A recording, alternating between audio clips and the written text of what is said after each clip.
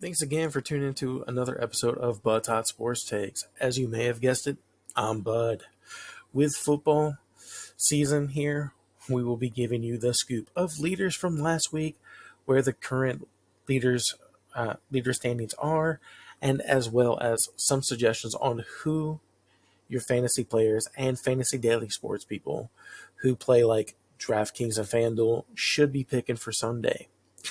Now, without further ado, your Week 7 passing leaders are Baker Mayfield with 370 yards, 3 touchdowns, 2 interceptions. Justin Herbert, 349 yards. Josh Allen, 323 yards, 2 touchdowns. Lamar Jackson, 281 yards, 5 touchdowns. And Jared Goff with 280 yards and 2 touchdowns. Week 7 rushing leaders. Saquon Barkley, 176 yards, 1 touchdown. Derrick Henry, 169 yards. Tank Bigsby, 118 yards and 2 touchdowns. Jahmyr Gibbs, 116 yards, 2 touchdowns.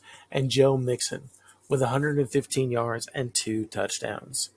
Your Week 7 receiving leaders was Keon Coleman with 125 yards, Rashad Bateman with 121 yards and 1 touchdown, Amon-Ra St. Brown with 112 yards, 1 touchdown, George Pickens with 111 yards, 1 touchdown, and Breece Hall with 103 yards. Season leaders in those categories, minus any player on the Rams and the Vikings, as they have played an extra game so far, having played Thursday, are as follows.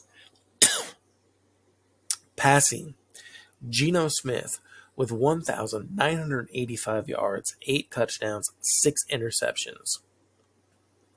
Baker Mayfield, 1,859 yards, 18 touchdowns, 7 interceptions. Brock Purdy, 1,841 yards, 9 touchdowns, 7 interceptions. Kirk Cousins, 1,830 yards, 10 touchdowns, 7 interceptions. And Lamar Jackson, 1,810 yards, 15 touchdowns, and 2 interceptions.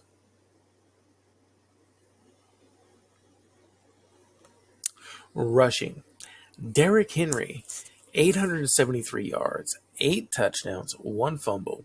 Jordan Mason, 667 yards, 3 touchdowns. Saquon Barkley, 658 yards, 5 touchdowns.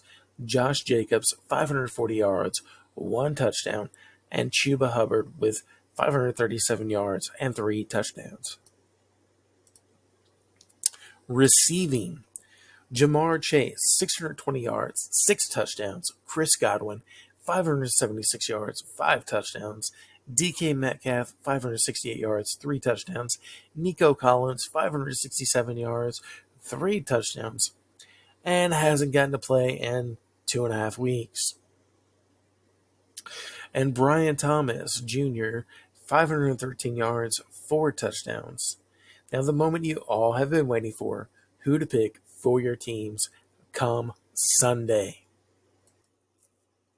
That's right, we're talking about who to be picking for your DraftKings and FanDuel's teams.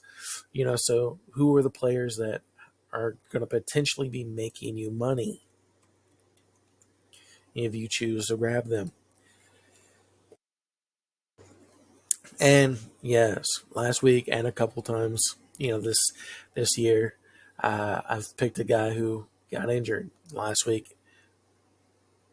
A couple different injuries, and one of the injuries also affected a receiver. So, kind of hurt the predictions last week. I apologize for that, but injuries, they happen.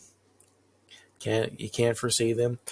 However, starting to think that as a professional player should go ahead and be throwing money my way to not pick them so they don't get injured. Just kind of been the luck this year. But for the ones that I've been picking that are playing and got to play the game, have been pretty spot on picks. Again, so without further ado, the people you should be picking. Quarterback, Kirk Cousins. He is one of the cheapest QBs you can grab, and while yes, he the covering the media would have you believe he had a terrible game, which resulted in them putting in Penix.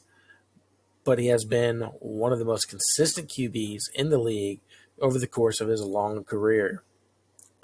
Also, he had a completion percentage of 68.6% that game and threw for 232 yards and 1 touchdown. And yeah, he had 2 interceptions.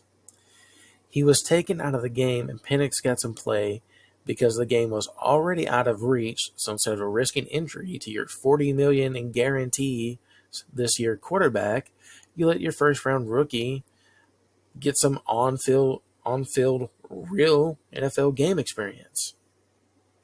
Nothing wrong with that. Now back to the topic. He's playing the Buccaneers, who have been one of the worst teams when it comes to defending the passing game. And given the high-scoring offense led by Baker Mayfield and his league-leading 18 touchdowns, along with the huge game these two teams and QBs had against each other just 3 weeks ago, where Cousins put up 509 yards, 4 touchdowns, and 1 interception, you know the potential is there. As good as the Bucs have been this year, moving the ball down the field and scoring means that the ball is going to have to stay in the air. And while Captain Kirk might say he likes it when they run the ball, historically speaking, games where he keeps his shoulder warm, throwing his arm off all game, is where he thrives the most. Honorable mention is Aaron Rodgers. Is Aaron Rodgers getting flack from around the league due to the Jets' record this year? Yes. 10 touchdowns and 7 interceptions is one of the worst touchdown to interception ratios of Rodgers' high football IQ career. And statistically, he doesn't throw a lot of interceptions. What some people are failing to see is he is still in the top 10 in yardage. And even though it's his second year with the team, it's really like his first year on a brand new team, as last year he got injured on the first possession of the first game and was out for the season.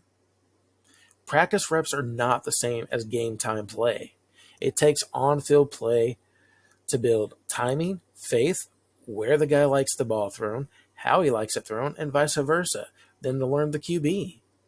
So you get that overall rapport. He is starting to get the rapport with Garrett Wilson, and him and Lazard look like they are still in sync.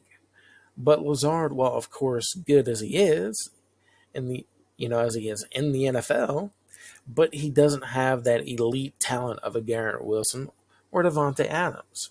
And while yes, the Jets picked up Davante Adams and he got no practice time with the team and thrown straight into a game, and even though Rodgers and him have history, it's still going to take a few games before they get back in sync, and many reps, as they haven't played together for a while. Sorry on defending Rodgers tangent we just got on, but while I think this is a good pick, the Patriots are in the top 10 when it comes to worst pass defenses this season. They have already faced each other, and Rodgers played well. Since then, he has even more rapport with Garrett Wilson, which they look like they are getting more and more in sync every game. And Davante Adams had a while not good game, but still a game of reps with Rodgers, again to be getting back in sync, and this time an entire week of practice. I could see Rodgers being in the top 5 in passing yards for week 8. Running back, Derrick Henry. If you can afford him, then get him, but it certainly won't be easy with his price tag. You are looking at grabbing one of the cheapest defenses, a cheap tight end, as they are usually your cheap options anyway, in DraftKings and FanDuel. anyways. But a cheaper QB, like I said, Kirk Cousins is one of the cheapest starters this week with a ton of upside. But you will also have to either get a cheap wide receiver or low mid range wide receivers to afford Derek the King Henry this week.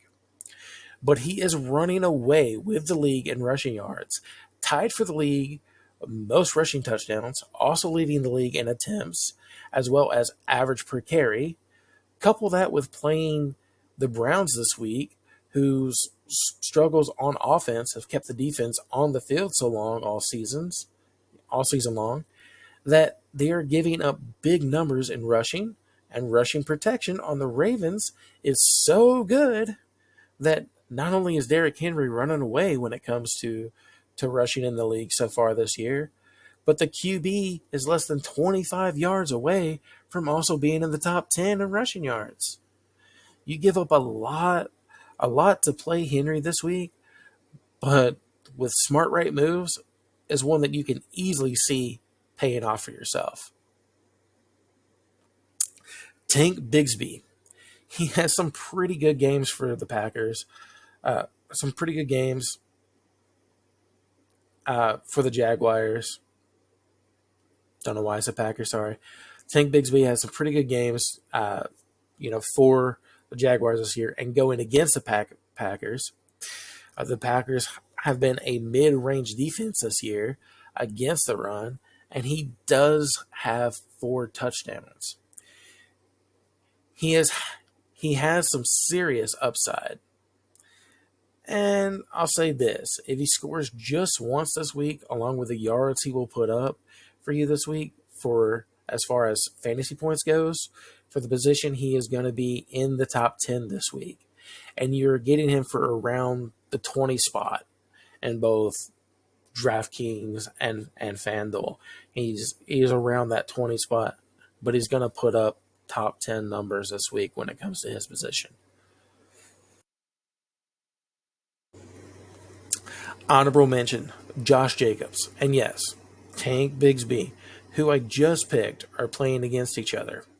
And per touch-wise, Bigsby is outperforming him and the league, really, minus Henry. And Bigsby has 4 touchdowns to Jacobs 1. But Josh Jacobs is getting a lot of touches and is 4th in the league in yards.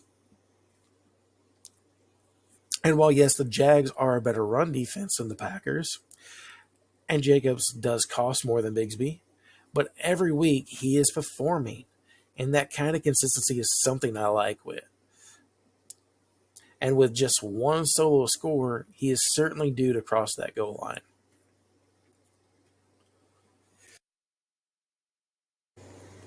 Wide receiver, Brian Thomas Jr. This rookie is 6th in yards with 513 and has 4 touchdowns. He isn't a target magnet as he averages about 6 targets a game, but he is making those count and building his rapport. He has done all this with just 30 receptions. And when it comes to trust factor, look at the first down to reception ratio. He has 21 first downs, which is just 9 less than the amount of receptions he has. This is telling in a couple of ways, as a guy, no matter the down, but moving the chains for you, becomes a QB's favorite target. And if you are a consistent chain mover, and it comes to third down territory, he's going to look your way. This week, he is playing against the Packers, and they have been a mid-range team defense-wise everywhere this year. So it isn't going to be some walk-in-the-park type of game. But he has some really good performances against better defenses this year. And at a 6,400 DraftKings and 6,500 FanDuel this week, as a cost potential worth, is well worth the asking price for your roster this week when building a team. Drake London is a guy you want this week. He is averaging double-digit targets with Kirk Cousins, and they are building a rapport, and in the last 3 games is averaging a 77% catch ratio on targets, has scored in all 3 of the last 3 games, Also, last time him and Cousins faced the Bucks this year, he had 12 receptions for 154 yards and one touchdown, showing all game long he was a mismatch for the defense, and no one was able to stay on him. Ask Justin Jefferson. Cousins is way too smart a quarterback not to take advantage when he sees a clear mismatch. 7,200 DraftKings and 7,900 FanDuel, putting him around the 15 to 18 spot on wide receivers, has the potential to be a top 3 wide receiver this week. That spells put him on your team. Amari Cooper. And yes, this year has looked very bad for him, aside from still managing to garner a respectable touchdown numbers. But he was dealing with the absolute worst quarterback play, and over the course of his career has shown he has what it takes to be the wide receiver one option on whatever team he plays for. Luck would have it, and he got traded to the Bills and comes in with no time to practice, but a huge improvement in the quarterback position for him. Downside is, while Josh Allen will take advantage of a wide receiver one and garner their potential and give them their looks, but he is still the type he is still going to throw the ball around. But that also helps Amari Cooper from being stacked up on. He didn't get a lot of field time and used his presence most of the time to actually run the ball, but he's shown without any practice time with his new QB that, hey, we don't need reps. I can make you look good, catching four for his 5 targets for 66 yards and 1 touchdown, and all receptions went for a first down. Now, I say caught 4 or 5, but technically he caught all 5. It wasn't his fault, as the one miss was Allen throwing it out of bounds, but Amari still caught it. Yes, the Seahawks are a tough team in the secondary, but last week Amari stepped in with no practice and no field reps and put up a good game against the Titans, who at that point was the league leader in secondary defense and third in rushing defense for the number 1 defense in the league. Now he got a week of practice, some field reps with Allen, and some rapport, and goes against a weaker defense. If that doesn't say, hey, let me get this guy, then because of the QB issues he has had to deal with, this elite wide receiver has a huge increased quarterback talent and is going for 6,000 in DraftKings and 7,100 in FanDuel this week.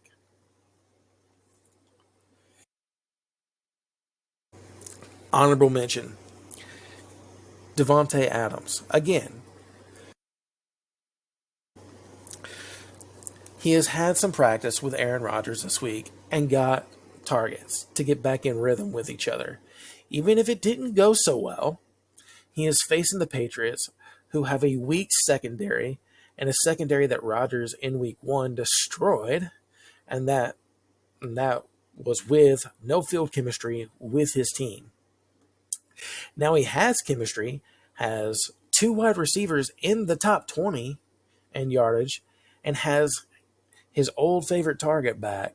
So even though last week didn't go that well, he is still going to give Davante Adams plenty of targets and get that rapport back. And historically, Adams hasn't had an issue with catching the ball with whoever is throwing it his way. So the asking price of $7,100 seems like a good gamble. Tight end, Brock Bowers. This rookie is the only tight end in the top 10 in receiving yardage, and the closest tight end to him is 24th in the league in yardage. He has gone back to being the guy the ball is going his way, and it's not mattering that he stays double and triple teamed, since he is about the only true threat on the field for his team. He isn't catching 90+% of the targets anymore, but he is still catching 75% through double and triple coverage. He is going against the Chiefs, which, yeah, I know, means anything he does well, he's getting a flag thrown his way on him, right? Joking, of course. with all the ref talk the Chiefs get because of Mahomes, just like Tom Brady would get with ref talk and jokes for whatever team he played for. I assure you, there are blown calls every game for every team in the league. If the refs were really in his pocket and making calls for him, he certainly would have he certainly wouldn't have more interceptions than he does touchdowns this season, as he has 6 touchdowns and 8 interceptions. Now, back to Brock Bowers. He is going to get about 10 receptions, 100 plus yards, and a touchdown this game. Being the walkaway and only tight end you can truly depend on so far in the league, has earned himself a not so small price tag, especially as far as tight ends go this week, as 61 in DraftKings and 7,400 in FanDuel, in what is usually the cheapest position aside from defense.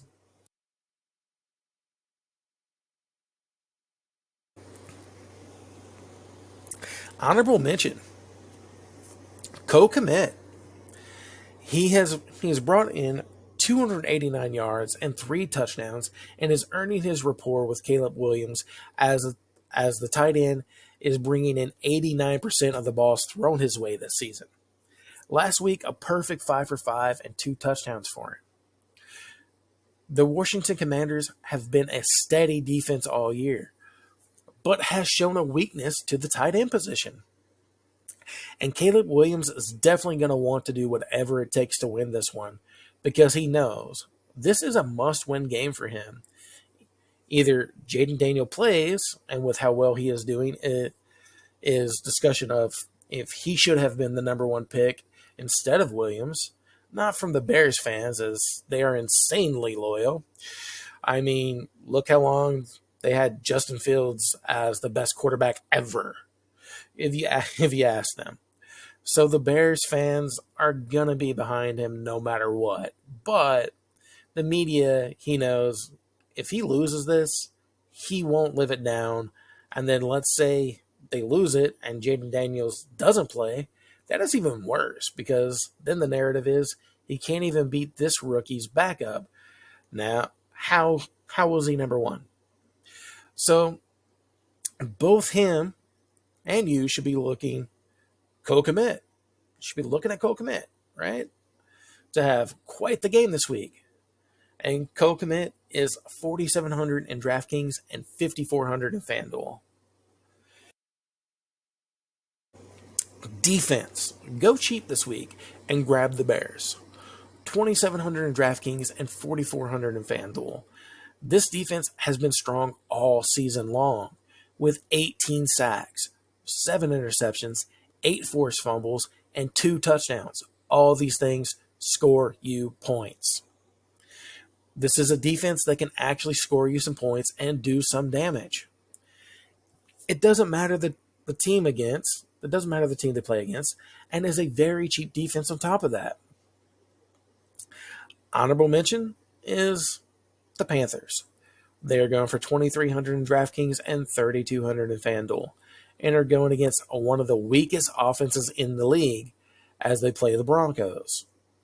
So while this bad defense, as they're one of the worst defenses, is going against a weak offense, probably isn't going to score you a lot of points either way. But what it can do is give you a lot of money to spend at other positions, as defenses usually don't score a lot of points for you anyway. And they are projected to score you about 5 this week, which is certainly a fair price for the points. In this case, as going to be defenses with a bigger price tag that are not going to get you that this week. Thank you for tuning in to another Bud's Hot Sports Takes. Feel free to like or dislike, subscribe, or comment. You can also do all of the above if you choose. You can do these things and you can do them below.